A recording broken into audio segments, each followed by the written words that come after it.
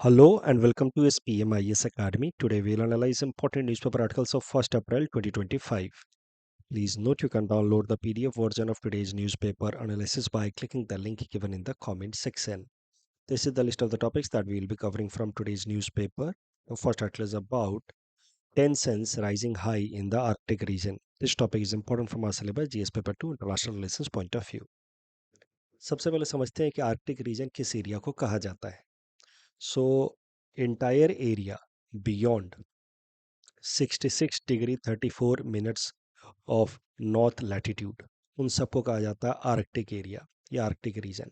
तो ये है लैटिट्यूड ऑफ 66 डिग्री 34 मिनट.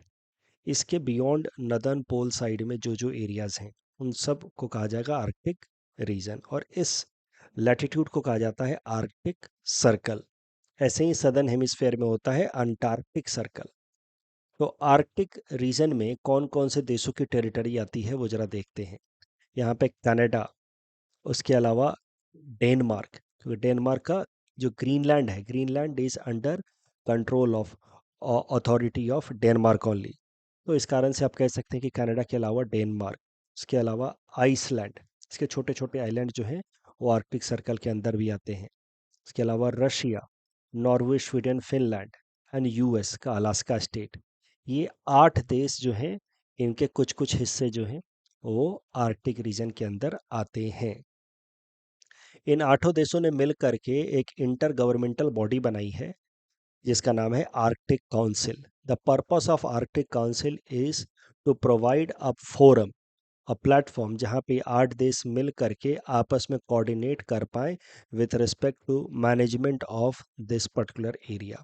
तो इन 8 देशों ने मिल करके ग्रुप बनाई है आर्कटिक काउंसिल, जिसका सेक्रेटेरिएट है इन Tromsø, Norway.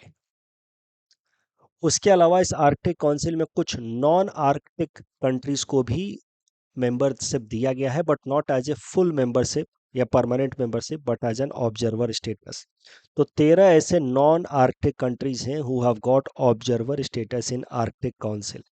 They can participate in the meeting of Arctic council but they do not have voting rights. इन 13 देशों में भारत भी एक देश है जिसको ऑब्जर्वर मेंबर स्टेटस मिला है ऑफ आर्कटिक काउंसिल. अब ये आर्टिकल क्या कहता है? ये आर्टिकल कहता है कि आर्कटिक जो रीजन है यहाँ पे अब धीरे धीरे दुनिया भर में अलग अलग देशों के बीच में कन्फ्लिक्ट बढ़ता जा रहा है, और आने वाले टाइम में यहाँ पे हॉस्टिलिटी जो है वो और बढ़ेगी. तो tensions are high in the Arctic region. कारण क्या बताया गया इसके पीछे? Why tensions are building in the Arctic region? पहला है ग्लोबल वार्मिंग. ग्लोबल वार्मिंग के कारण इस एरिया का काफ़ी सारा हिस्सा जो पहले फ्रोजन रहता था राउंड द ईयर, अब वो थॉ अवे हो रहा है, मतलब मेल्ट हो रहा है, जिस कारण से नए शिपिंग रूट्स क्रिएट हो रहे हैं. उसमें से सबसे प्रमुख है एक शिपिंग रूट जिसको कहा गया है नॉर्थ वेस्ट पैसेज. ये है north west passage. This shipping route will remain functional throughout the year mainly because of global warming. अब ये एक इम्पॉर्टेंट शिपिंग रूट के तौर पे डेवलप होता जा रहा है because it is now functional throughout the year because of global warming. And that is the reason why जब मेजर पावर्स हैं जैसे कि अमेरिका या Russia, they are trying to have larger control over these shipping routes, especially north west passage. Prelims में आपसे सीधा सीधा ये भी पूछा जा सकता है कि नॉर्थ वेस्ट पैसेज जो शिपिंग रूट है वो किस रीजन को बिलोंग करता है? Arctic region, Antarctic region, Indo Pacific, Atlantic? ऐसा प्रश्न आपसे पूछा जा सकता है. तो एक तो कारण ये है कि north west passage is now becoming functional throughout the year and becoming a zone of conflict because the super powers are trying to have more control over this sea line of communication. उसके अलावा ये जो पूरा का पूरा जो Arctic region है यहाँ पे काफ़ी सारा oil and natural gas reserve है. 2009 की यूएस जियोलॉजिकल सर्वे की एक रिपोर्ट के हिसाब से दुनिया का अकेला 13% अनडिस्कवर्ड ऑयल इस एरिया को बिलोंग करता है. 30% of untapped natural gas reserve इस एरिया को बिलोंग करता है. That is the reason why again the powerful countries are willing to have larger control over this area. साथ ही साथ इस पर्टिकुलर एरिया में जो मेजर पावर्स हैं Russia and US, that have they have recently shown expansionist tendencies. For example, Russia ने हाल फिलहाल में नॉर्वे का एक छोटा सा आइलैंड है स्वालबार्ड आइलैंड. स्वालबार्ड से रिलेटेड एक और आर्टिकल हमने यहाँ पहले कवर किया था न्यूज़पेपर एनालिसिस में 15-20 दिनों पहले, जहाँ पे सीड बैंक है, वर्ल्ड सीड बैंक। ये जो स्वालबार्ड आइलैंड है, it belongs to Norway. Russia has claimed control over this Svalbard island. Russia says कि this Svalbard island should belong to रसिया।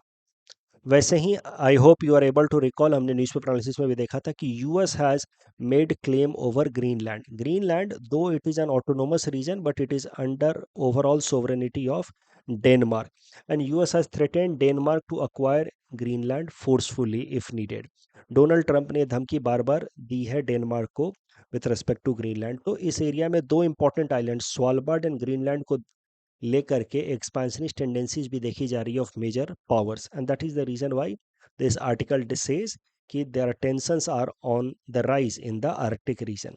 और जब आर्कटिक रीजन की बात चल ही रही है तो प्रीलिम्स पर्सपेक्टिव से दो टर्म्स और देख लेते हैं। आपने टर्म जरूर सुने होंगे, Scandinavian countries. Scandinavian countries are three countries group, Norway, Sweden and Denmark together. Norway, Sweden and Denmark ये मिल करके कहे जाते हैं स्कैंडिनेवियन कंट्रीज। ये स्कैंडिनेवियन कंट्रीज इसलिए कहे जाते हैं because they have cultural, historical and linguistic सिनोनिमिटी।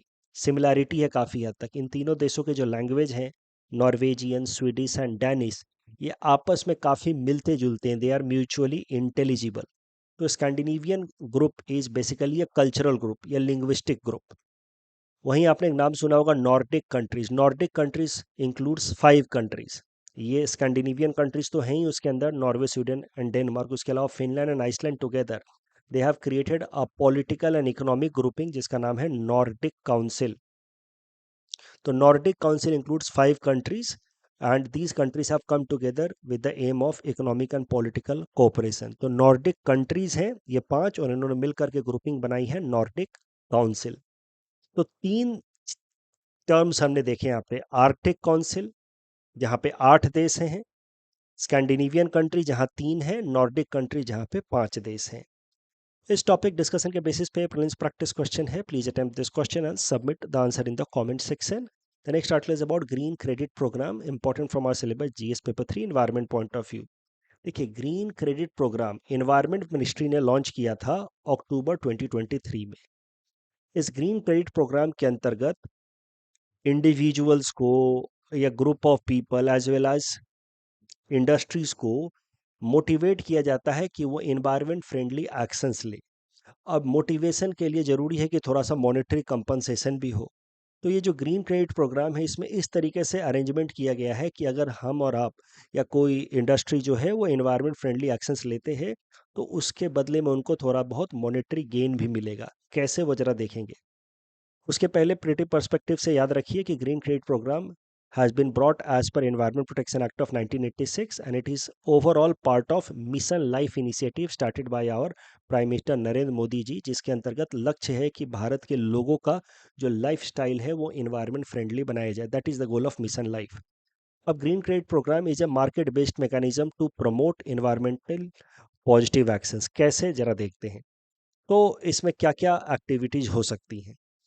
हम और आप क्या कर सकते हैं कि we can take any of the environment friendly action. इन 8 में से कुछ भी एक एक्शन ले सकते हैं। Tree plantation, water conservation, waste management, air pollution reduction, mangrove conservation, eco mark activities, sustainable building. तो कुछ ऐसा प्रोडक्ट बनाए जो इको मार्क प्रोडक्ट हो या सस्टेनेबल बिल्डिंग क्रिएट करें। इन 8 में से कोई भी अगर स्टेप लेंगे तो उसके बाद हम उसका इमेज खींच करके उसको एक पोर्टल पे अपलोड करेंगे। फिर गवर्नमेंट द्वारा ऑथोराइज्ड एजेंसी जो है उसको वेरीफाई करेंगी। अगर वेरीफाई करके वो अप्रूव कर देती हैं कि हाँ ये जो एक्टिविटी हमने की है ये एनवायरनमेंट फ्रेंडली एक्टिविटी है, तो फिर हमें उसके बदले में ग्रीन क्रेडिट्स मिलेंगे। दीज ग्रीन क्रेडिट्स ये सब डिजिटली अवेलेबल होगा। इसको हम लोग ट्रेड कर सकते हैं ऑन ऑफिशियल प्लेटफॉर्म्स। अब खरीदेगा कौन ग्रीन क्रेडिट? तो ग्रीन क्रेडिट खरीदेंगी वो इंडस्ट्रीज जिनके ऊपर कुछ एनवायरमेंटल ऑब्लिगेशंस हैं। इंडस्ट्रीज को क्या करना होता है, कभी कभार जब वो फॉरेस्ट को काट करके फैक्ट्रियां लगाती हैं तो under compensatory afforestation act, Campa act जिसको शॉर्ट में कहते हैं, उनको उतना ही फॉरेस्ट कहीं और लगाना होता है। तो अब ये इंडस्ट्री जो है, rather than directly setting up forest on some other area under the provision of compensatory afforestation, वो ग्रीन क्रेडिट्स खरीद सकते हैं by giving money to the individuals जिन्होंने उतने पेड़ लगाए। मान लीजिए कि 1 एकड़ एरिया में एक फैक्ट्री ने फॉरेस्ट को काट करके अपनी फैक्ट्री लगाई है, एक इंडस्ट्री ने, उसको 1 एकड़ एरिया में कहीं पे और फॉरेस्ट लगाना था, लेकिन किसी दूसरे इंसान या ग्रुप ऑफ पीपल ने 1 एकड़ एरिया में ट्रीज लगाए हैं कहीं और, तो उनको उसके बदले में मिला है ग्रीन क्रेडिट। अब ये इंडस्ट्री क्या कर सकती है कि उन लोगों से वो ग्रीन क्रेडिट खरीद सकती है सीधा सीधा by paying them some money.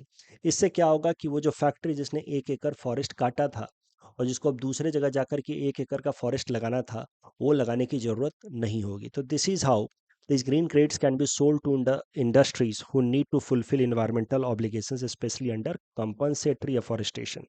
तो कंपनसेटरी अफॉरेस्टेशन एक अलग से कानून है जिसके अंतर्गत फैक्ट्रियों को पेड़ लगाने होते हैं। जितना पेड़ व जितना फॉरेस्ट वो काटते हैं फॉर सेटिंग अप इंडस्ट्रीज, उतना ही फॉरेस्ट उनको कहीं और जा करके लगाना होता है। अब उतना फॉरेस्ट लगाने के बजाय they can buy green credits to fulfil their environmental obligation. Current news जो है वो ग्रीन क्रेडिट प्रोग्राम से रिलेटेड है बट उतना इंपॉर्टेंट नहीं है एग्जाम पॉइंट ऑफ व्यू से। लॉ मिनिस्ट्री ने हाल फिलहाल में कंसर्न्स रेज किए हैं कि ये जो ग्रीन क्रेडिट प्रोग्राम है इसमें कई सारे लीगल लूप होल्स हैं। This news is not so important from exam point of view. Prelims perspective से याद रखना है कि green credit program includes 8 activities.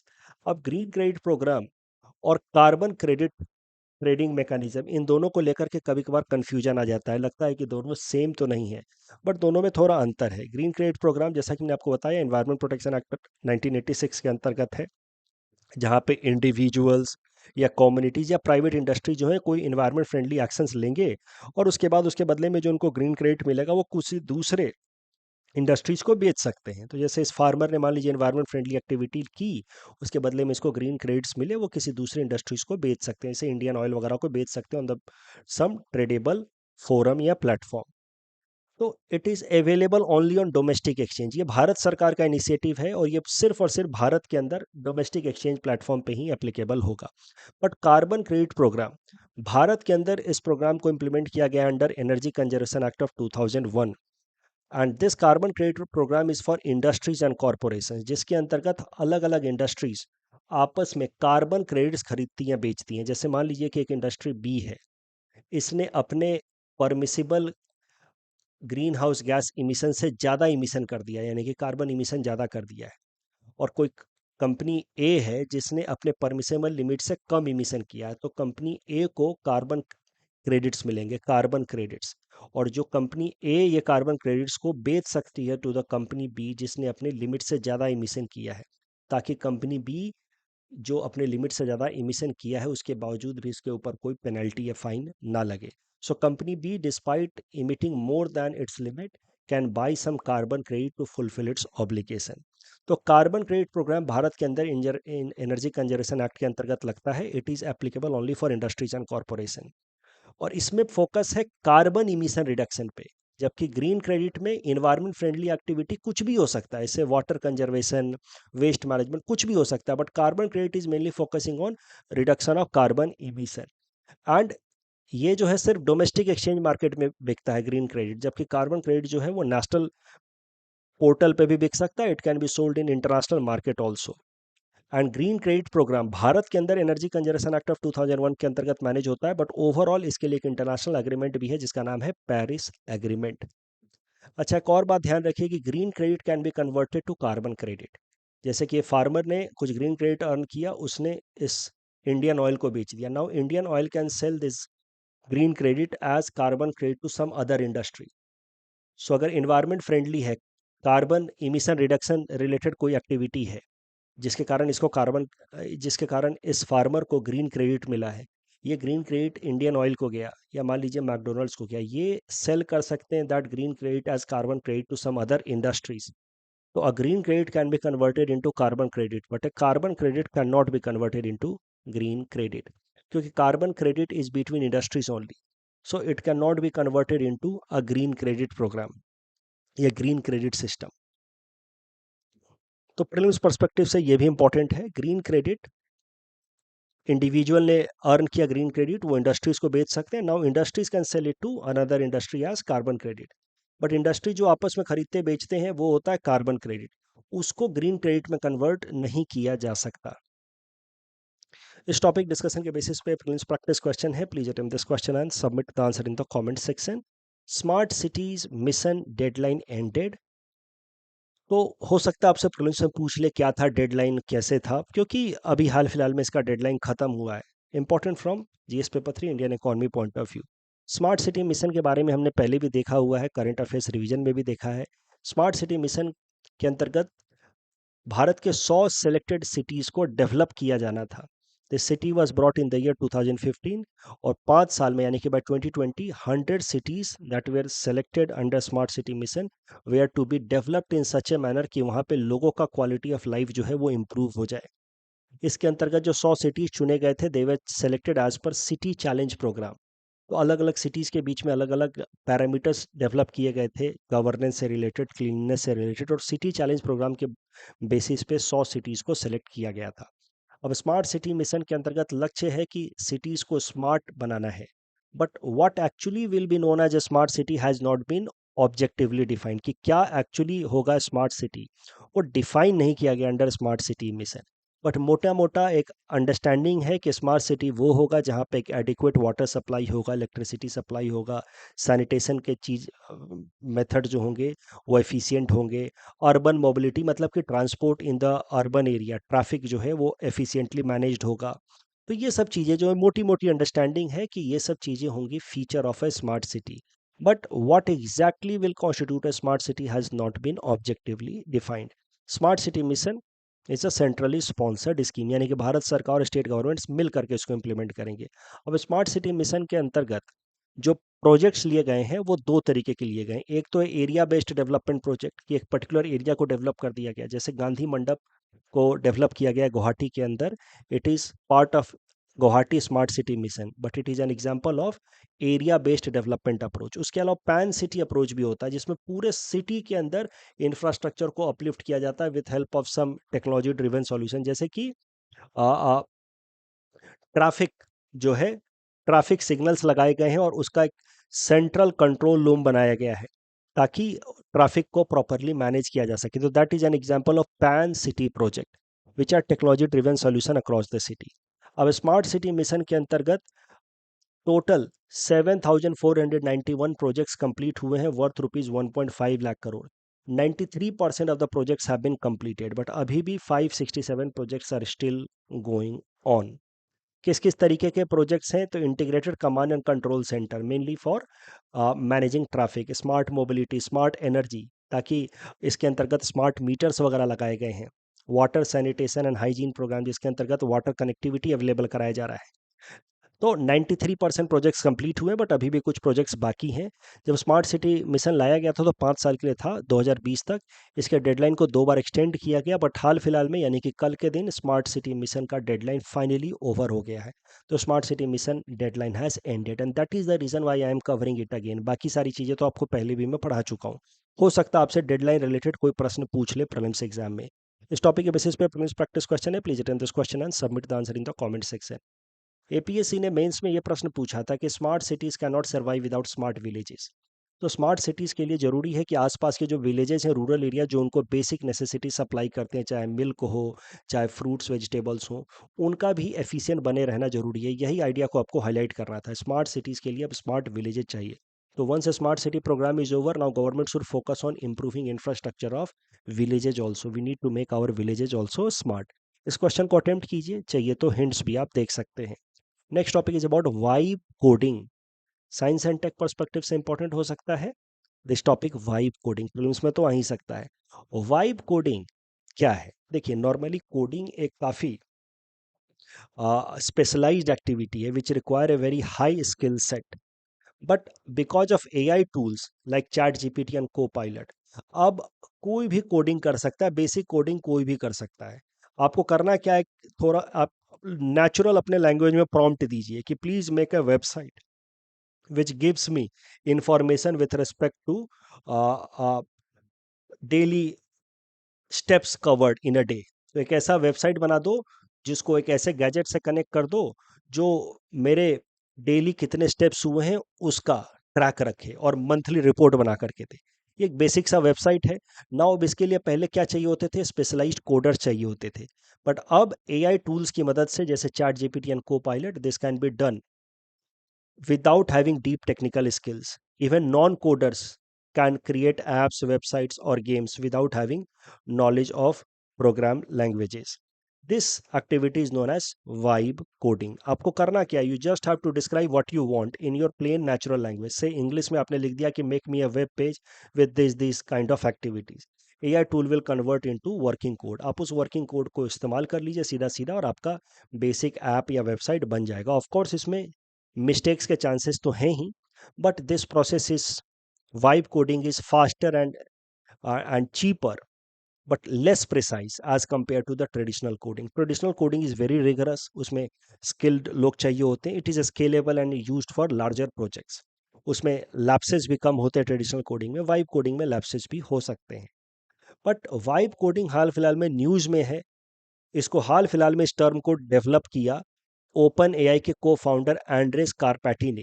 That is why vibe coding is in news and that is why I believe कि vibe coding can be asked in prelims exam.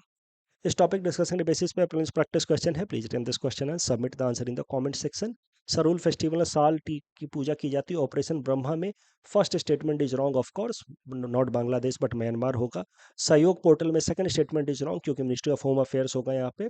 Space x वाला robot का नाम है ऑप्टिमस और यहाँ पे तो सीधा सीधा प्रश्न था। Correct answer would be option A. That's all from our side for today. Thanks for watching.